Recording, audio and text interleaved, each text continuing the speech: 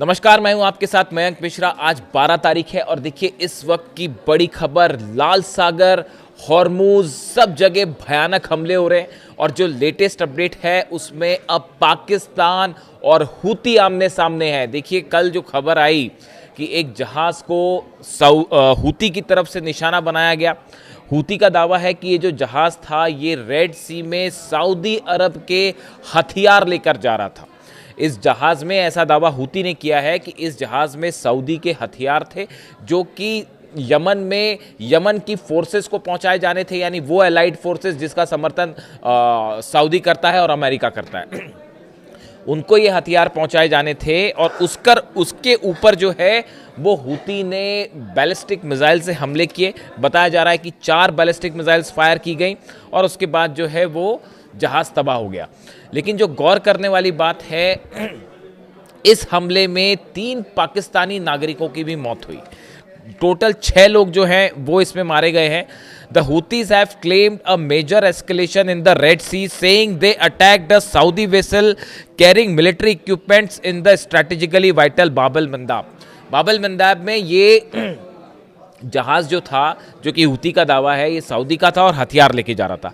3 Pakistanis and 1 Indonesians were killed after an Iran backed Houthi attacked on the Egyptian owned cargo ship. देखिए ये बताया जा रहा है कि इसका ओनरशिप जो है इजिप्ट के पास थी और थियामा इसका नाम था शिप का, जिसके बारे में मैं पहले भी चर्चा कर चुका हूं। अब ये बताया जा रहा है कि पहले 4 लोगों की इसमें मौत हो जाती है, जिसमें से 3 पाकिस्तानी हैं और एक इंडोनेशिया का क्रू मेंबर था, इनकी मौत हो गई। इनको बचाने के लिए सना की सेना जो हूती के खिलाफ है उसने ऑपरेशन शुरू किया और जब उसके सैनिक इस जहाज़ के करीब पहुंचे तब एक बार फिर हमला होता है और उसमें 2 यमन के सेना के 2 जवान जो है मारे गए। तो इस तरह से 6 लोगों की इस पर मौत हुई है। देखिए अब इस हमले के बाद पाकिस्तान की तरफ से भी रिएक्शन आया है।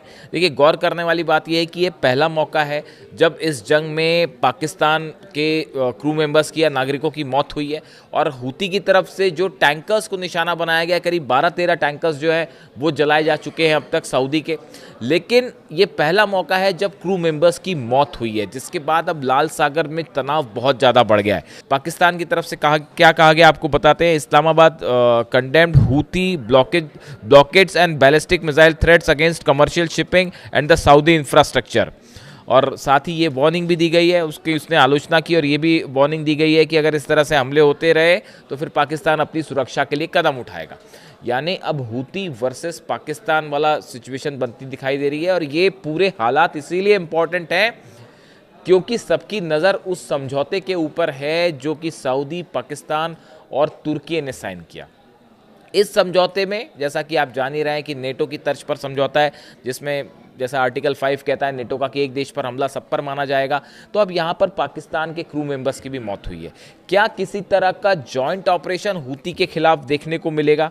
ये बेहद अहम बात है क्योंकि हूती की तरफ से लगातार सऊदी को निशाना बनाया जा रहा है। सऊदी की ऑयल फैसिलिटीज़ जला दी गई, जहाज़ जला दिए गए, पोर्ट्स पर हमले हो रहे हैं और अब पाकिस्तान के भी 3 नागरिकों की इसमें मौत है। अब सवाल ये है कि क्या जो सऊदी की मंशा है, जैसा लगता है फौरी तौर पे कि एक 14-15 देशों की एक सेना बनाई जाए और ये लाल सागर में ऑपरेशन करे, बाब अल-मंदेब में ऑपरेशन करे, हूती के खिलाफ ऑपरेशन करे। लेकिन अगर ऐसा ऑपरेशन होता है तो फिर ईरान की क्या भूमिका होगी? क्या ये 14 देशों की सेना वर्सेस ईरान की जंग हो सकती है? क्या यही प्लान डोनाल्ड ट्रंप ने तैयार किया था कि किसी तरह से अरब देशों को ईरान से भिड़ा दिया जाए क्योंकि अमेरिका अकेला मुकाबला नहीं कर रहा है?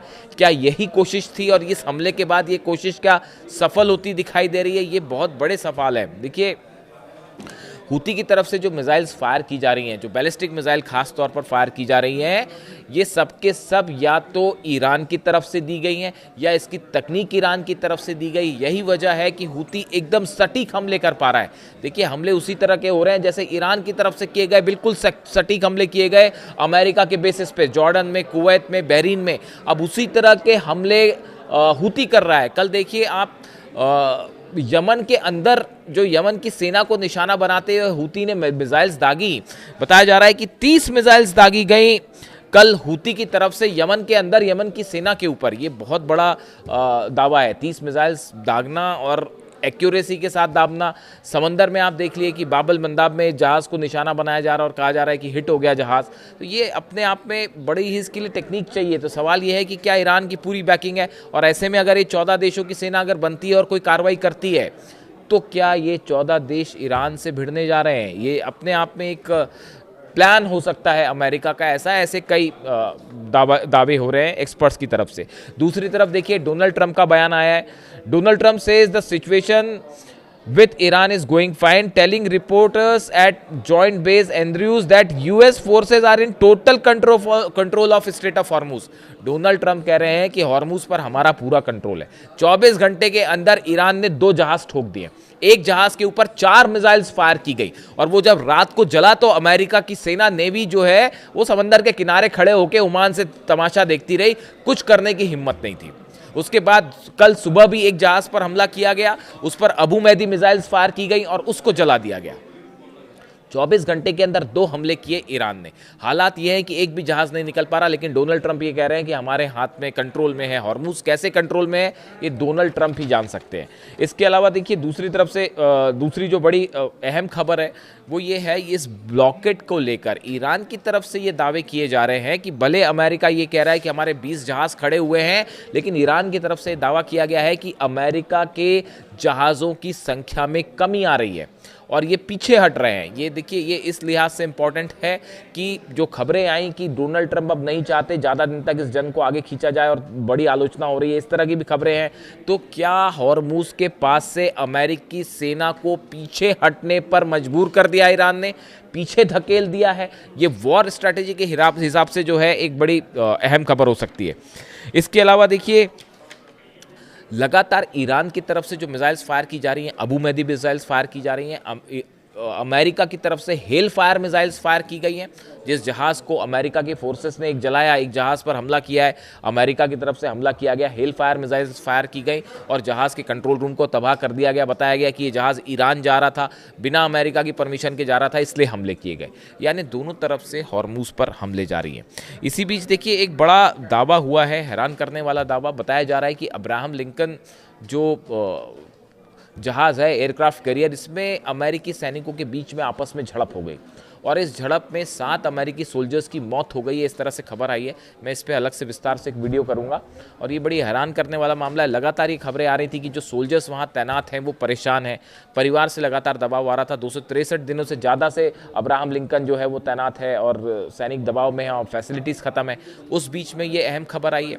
इसके साथ ही देखिए एक बेहद अहम खबर ये भी आई है कि जिस तरह से मुस्तफा खामेनी ने अपनी टीम में परिवर्तन किए हैं, चेंज किए हैं टीम में, नेशनल सुप्रीम सिक्योरिटी काउंसिल में जिस तरह से परिवर्तन किए गए, उसके बाद बताया जाता है कि ईरान में एक बड़ी बैठक हुई है और इस बात की प्लानिंग तैयार की गई है कि अगर अमेरिका की तरफ से किसी तरह का ग्राउंड ऑपरेशन करने की कोशिश होती है। देखिए पिछले 2 दिनों से असल में ये चर्चाएं हैं बहुत ज़्यादा, खासतौर पर ईरान में, कि अमेरिका किसी तरह का ग्राउंड ऑपरेशन करने की कोशिश कर सकता है।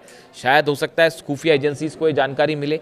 इसकी बड़ी पुख्ता तैयारी ईरान ने शुरू कर दी है और जो खबरें हैं उसके मुताबिक बहरीन में और कुवैत में अगर अमेरिका किसी तरह से ग्राउंड ऑपरेशन करता है ईरान में, तो उसका नतीजा ये होगा कि बहरीन और कुवैत में बड़ा ग्राउंड ऑपरेशन कर सकती है ईरान की फोर्सेस। ये शिप से, नेवी के जरिए ईरान के सोल्जर्स इन दोनों जगहों पर बहरीन में और कुवैत में घुस सकते हैं अमेरिकन बेसिस पे खास तौर पर। तो ये इस लिहाज से एक बड़ी जंग लाल सागर में छिड़ी हुई है, हॉर्मूज में छिड़ी हुई है। ईरान ने अपनी शर्तें सामने रख दी हैं और इन हालात के बीच में ये जो जहाज़ वाली खबर है, देखिए इस पूरे इलाके में ये बात साफ है कि अमेरिका अब अकेला मुकाबला नहीं कर सकता, ईरान का इजराइल के साथ मिलकर भी मुकाबला नहीं हो सकता। तो इसीलिए क्या ये एक बड़ी नज़र रखने वाली चीज़ है कि क्या सऊदी को सामने करते हुए डोनाल्ड ट्रंप और अमेरिका की ये कोशिश है कि आने वाले दिनों में एक अरब देशों की सेना मिलाते हुए उसको ईरान से भिड़ा दिया जाए। और ये इस तरह की जो घटनाएं हैं कि इस जहाज़ पर हमला हुआ, 3 पाकिस्तानी उसमें क्रू मेंबर्स मारे जाते हैं, उसके बाद पाकिस्तान का रिएक्शन देखने को मिलता है। क्या ये धीरे धीरे मामला वाकई उस दिशा में आगे बढ़ रहा है और डोनाल्ड ट्रंप अपनी साजिश में कामयाब हो पा रहे हैं कि शिया सुन्नी को लड़ा दिया जाए और सऊदी को ईरान से लड़ाया जाए और फूट डालो राज करने वाली? क्या वाकई ऐसी कोई प्लानिंग है? क्या इसी स्ट्रैटेजी पे काम हो रहा है? इसको लेकर कई एक्सपर्ट्स अपनी राय जाहिर कर रहे हैं, लेकिन फिलहाल हालात ये हैं कि अमेरिका और ईरान के बीच बातचीत या टॉक्स जैसी कोई स्थिति नहीं है। ईरान ने साफ मना कर दिया, हम कोई बात नहीं करेंगे जब तक मुआवजा नहीं दिया जाता, जब तक अमेरिका अपने बेसेस खाली नहीं करता, ब्लॉकेट खाली नहीं करता। ऐसे में डोनाल्ड ट्रंप का दावा कि हॉर्मुज पर हमारा कंट्रोल है, ये पूरी तरह से तमाम एक्सपर्ट्स का कहना है कि ये दावा फिलहाल सही साबित नहीं हो रहा है।